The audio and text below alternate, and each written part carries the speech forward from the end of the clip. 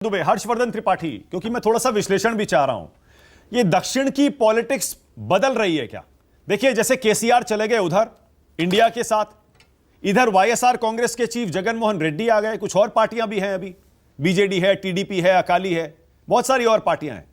क्या अभी भी खींचतान चल रही है क्या इन न्यूट्रल पार्टियों को अपनी तरफ करने की इंडिया में और एनडीए में? नहीं माने जी, मुझे लगता है कि ये होगा ही और ये होना भी चाहिए। जितनी भी पार्टियां हैं, राजनीतिक दल हैं, वो चाहेंगी कि उनके साथ ज्यादा से ज्यादा लोग रहें। लेकिन जैसे कहते हैं ना कि कुछ कई बार आपकी जो कमजोरी होती है वही आपकी शक्ति भी बन जाती है। तो जैसे भारतीय जनता पार्टी दक्षिण भारत में अब नहीं रही है मतलब लोकसभा चुनाव में तो कर्नाटक में उसका बहुत अच्छा है अभी भी, और आगे भी वो उम्मीद कर रही। लेकिन विधानसभा में जो एक राज्य था उसके पास वो चला गया।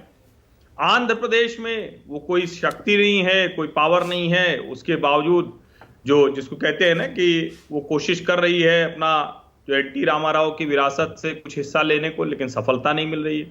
तमिलनाडु में भी कोशिश कर रही है लेकिन बहुत कुछ सफलता नहीं। केरल में भी यही स्थिति है। तेलंगाना में जरूर वो बहुत एक जिसको कहें कि केसीआर के सामने, बड़ी पावर के सामने की तरह है। तो केसीआर को छोड़ दीजिए तो बाकी जितने राजनीतिक दल हैं जो यूपीए का हिस्सा नहीं रहे, उनके लिए ज्यादा बेहतर है कि वो भारतीय जनता पार्टी के साथ आए। उनकी राजनीति में कांग्रेस के साथ जाना बिल्कुल ठीक नहीं है।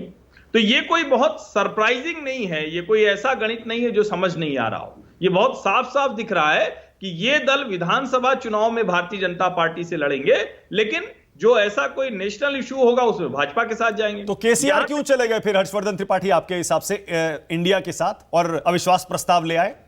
नहीं, केसीआर का बहुत क्लियर है। देखिए, केसीआर भारतीय जनता पार्टी के साथ जब वो लड़ेंगे तभी वो कांग्रेस को जो थोड़ा सा वहां इधर हाल के दिनों में जो थोड़ा गेन मिला, कई जो उनकी पार्टी के नेता थे वो कांग्रेस पार्टी में गए, तो उनके लिए ये सबसे जरूरी है कि वो भारतीय जनता पार्टी के साथ ही लड़ते हुए दिखें, ज्यादा आगे बढ़ के लड़ते हुए दिखें, एक तरह से होल्ड लगा ले कि नहीं हमारे अलावा तो कोई है नहीं।